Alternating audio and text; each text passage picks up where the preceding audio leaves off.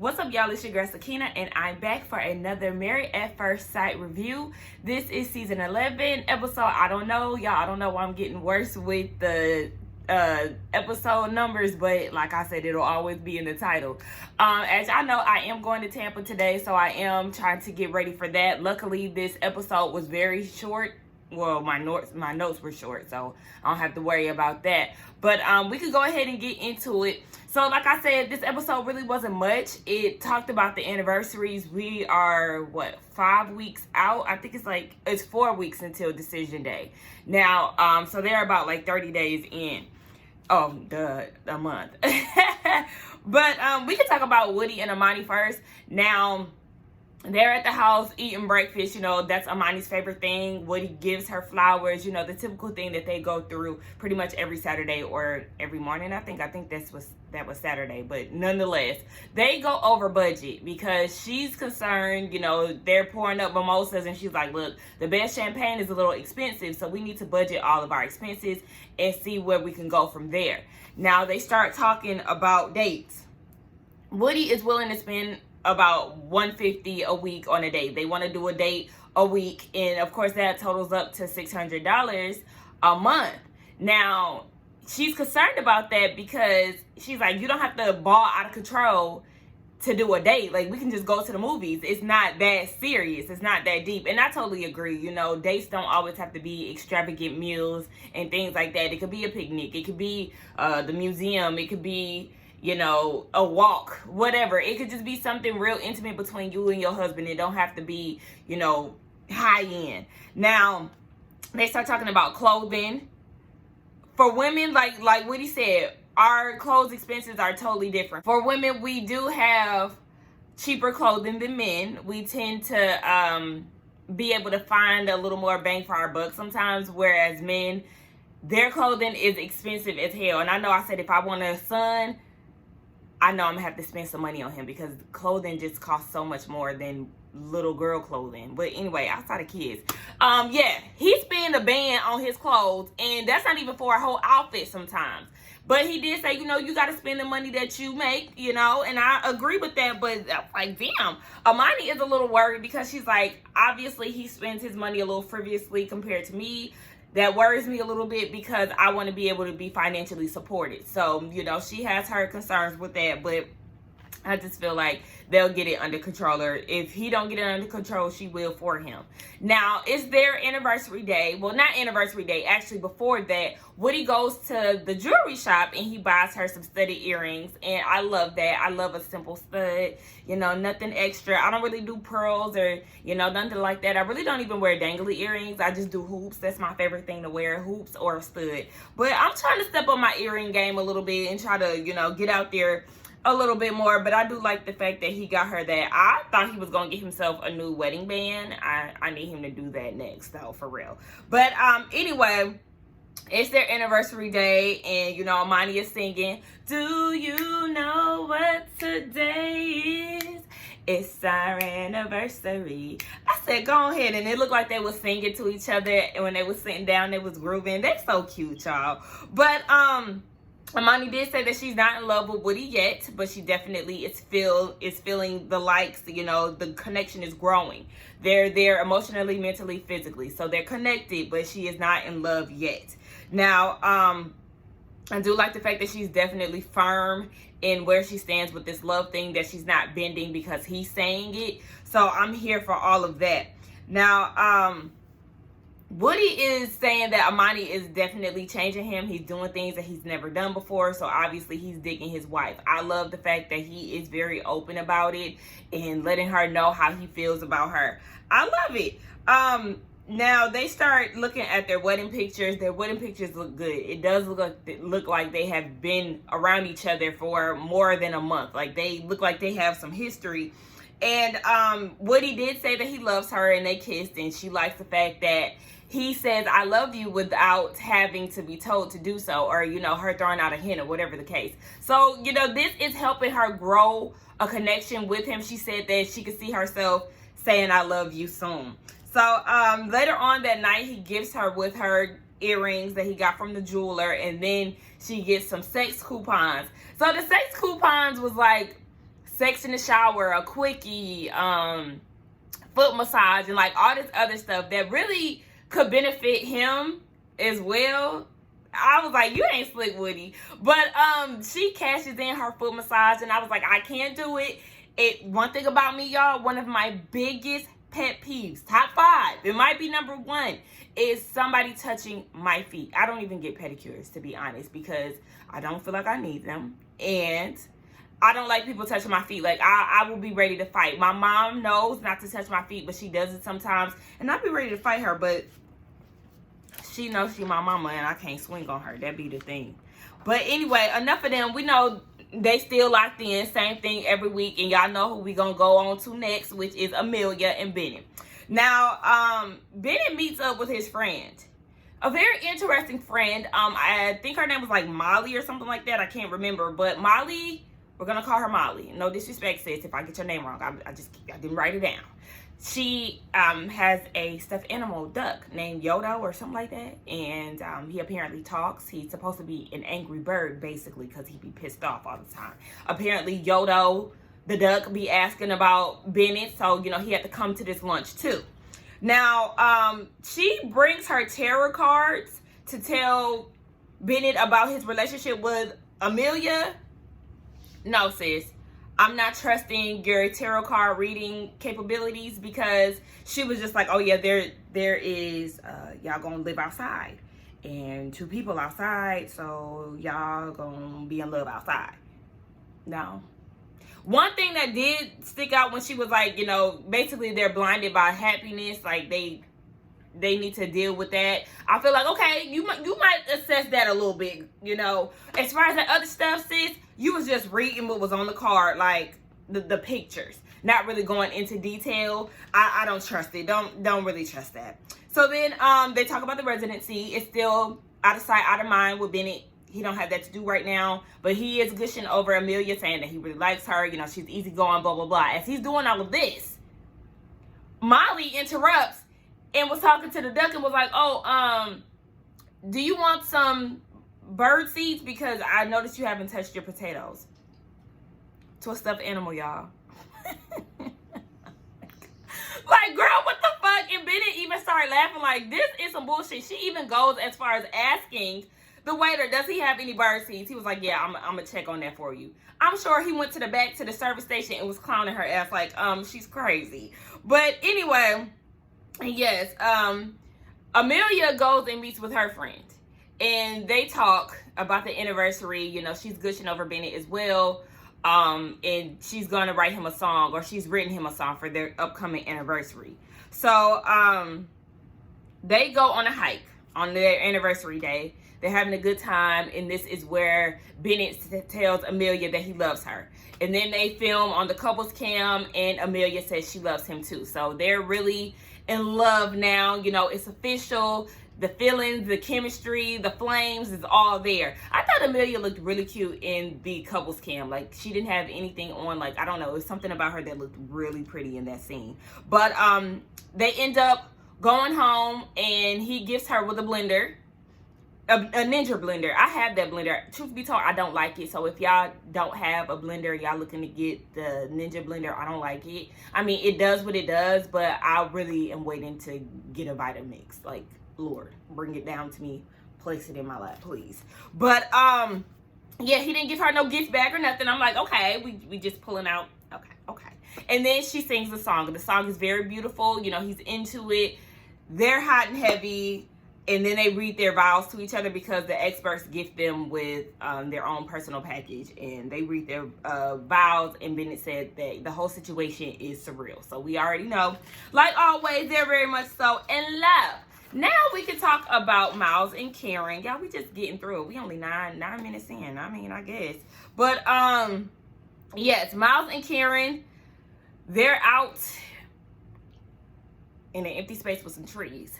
And there's a random tire swing there. But anyway, they're talking, and Karen in her interview says that she's getting to the point where she's ready for them to be authentic and natural, and not really looking to check things off a checklist for a decision day.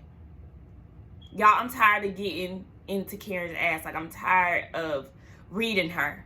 But I'm going to say this because this is the one thing that bothered me. You're the one with the checklist, okay? You have to make sure you're getting the real him. You have to make sure that you see him angry. You have to make sure that he's masculine. These are things that you have to check off of your list. So I'm not really understanding. Miles is good. It's you who has this checklist, sis. Like, she always brings these things to herself. Like, certain things that she says, it's always like, no, that's you. Like, you know what I'm saying? But they play 2 truths, 1 lie. One thing out of the game that caught my attention that ended up being a lie was Miles being the first person in his family to do ballet. I said, well, thank God, because if that was true, you wouldn't have a wife, okay? Karen would be running for the hills if you were ever in ballet. So let's thank God that that was just a lie. Now she loses the game and they have to do a dare. The dare is them getting tattoos. I said, sis, you better hope that it's not matching tattoos, because Miles might try to get y'all to be on some matching shit. Y'all locked in for real, for real. But on their anniversary day, they end up going to the park, and Miles gives her like this letter talking about black love and something symbolic to Claire and Cliff, or Gina and Martin, you know, very symbolic relationships in the black community. He gives her with a t-shirt with all the black love couples from sitcoms, and I really love that. Karen didn't look impressed, if you ask me, but I'm a t-shirt girl. Y'all know, if anybody want to give me a t-shirt, they already know. I'm grateful. I'm happy. So I really loved it. It was very thoughtful. It was symbolic. You know, they're very heavy on the black love, and I'm here for all of that. You want to get out? We have an interruption. My dog is like cussing me out.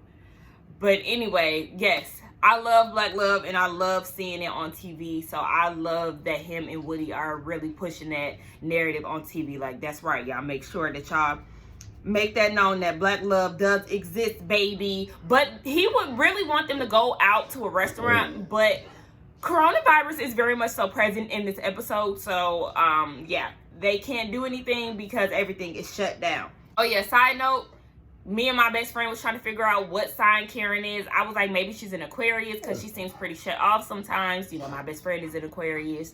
My friend thought that she was a Scorpio. Come to find out, we were both wrong as hell. She's a Libra. She said that he balances her out. And we was all looking like, okay, I'm gonna have to do some research on Libras. My best friend said that September Libras are aggravated as hell, so I'm gonna have to do my research. Sorry to any of the September Libras that's out there. That was my best friend that said that, not me. But so they end up going through their wedding pictures, and Karen feels like her vows were A-E-I-O-U. Her vows was based on how she wants to be in this process.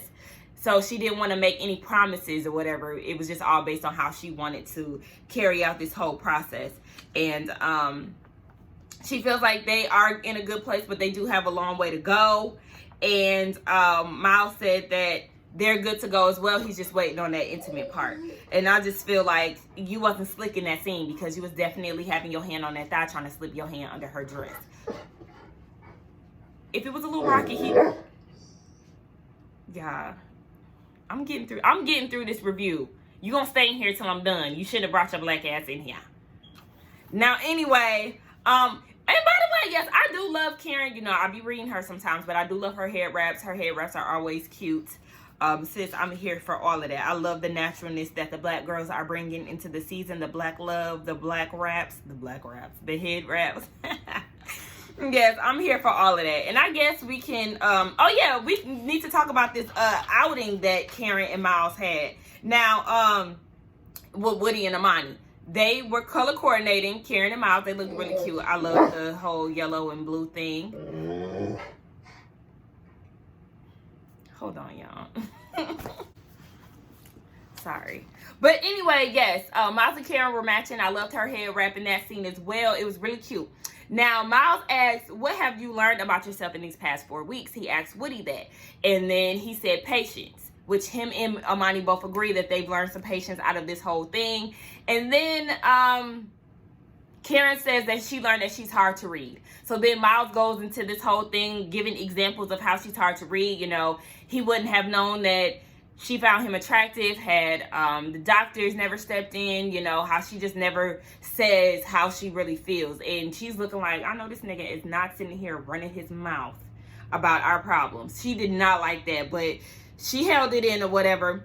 So Amani was talking about how they walk hard, and that's when we noticed that they live above each other, but it seems like they never see each other. Y'all neighbors, like neighbors, and y'all never see each other. Mind you, all of them do live in the same complex. Maybe it's scheduling, maybe their lifestyles just don't meet up, but those were like the only two things that really stood out to me. Of course, Amani and Woody are constantly rubbing in their love and passion for each other, which I'm here for, because at the end of the day, I mean, shit, they're in love, and it's real, and it's happy times. So I'm here for all of that. Now we can talk about Christina and Henry.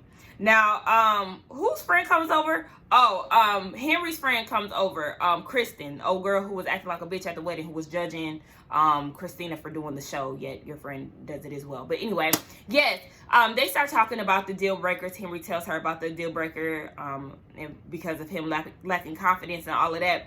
So she has a problem with that. He did say that he understands that he's shy, that he's monotone, that, you know, he really is hard at reading, you know, he doesn't have affection, all of that. But she was like, don't do that to yourself, because you're giving it a negative connotation. This is you. So, you know, if this is who you are, then basically she needs to get with it. She does not see the chemistry between them. She said that they are very different. She noticed that at the housewarming. One of the things that stood out to her was how she treated production. We got a flashback, and we seen how rude she was to production the night of the housewarming. Of course, production has a show to run, so they do want you to talk about certain things, and Christina just was not here for all of that. It definitely made Henry's friends uncomfortable, and it would have made me uncomfortable too, because I don't like when people are being rude. Like, I'm totally Henry when it comes down to that. Don't be rude to people, and when it doesn't need to be done.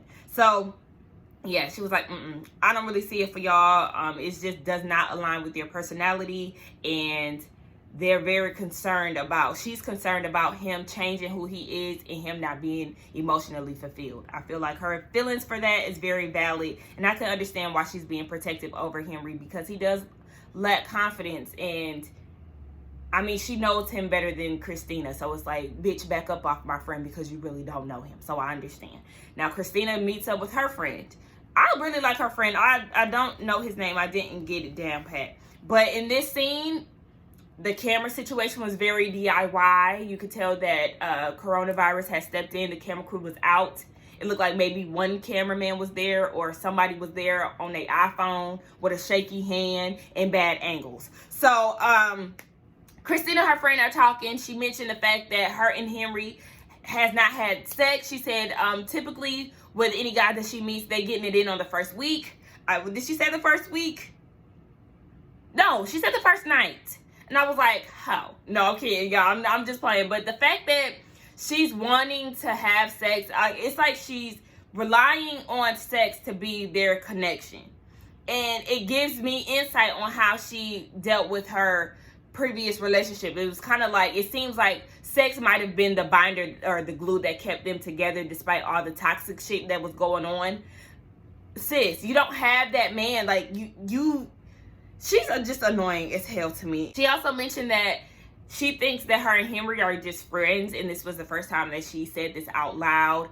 She doesn't really know where they stand, but she thinks that they just may be in that friend zone. And she mentioned something about there's plenty of guys that want to marry her. Girl, what? If that's the case, why didn't you marry them? If those guys, I'm going to assume that those guys may have been your type, or maybe you're just lying to big yourself up, to give off this confident air or this bad bitch air of yourself. Like, y'all, she's so insecure, and it just shows, it exudes off her body. Like, you're not fooling anybody. You trying to act like it's just guys out there waiting in line to be with you. Then go be with them. I don't like when people do that. If there's people out there that's waiting on you, bitch, go be with them. Like, Henry don't need this. He barely even like your ass. She mentions that he's not giving her any affection, anything like that. You know, same old song. And the friend was just like, well, maybe you need to give him the push. The same thing that Amani said. He is not that guy. So maybe with you being confident, with you being this confident person, how about you teach him how to do that? Give him a little push.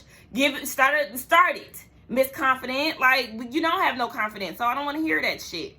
Well, anyway, it's anniversary day. And they're doing like this little picnic situation. They're looking at their pictures.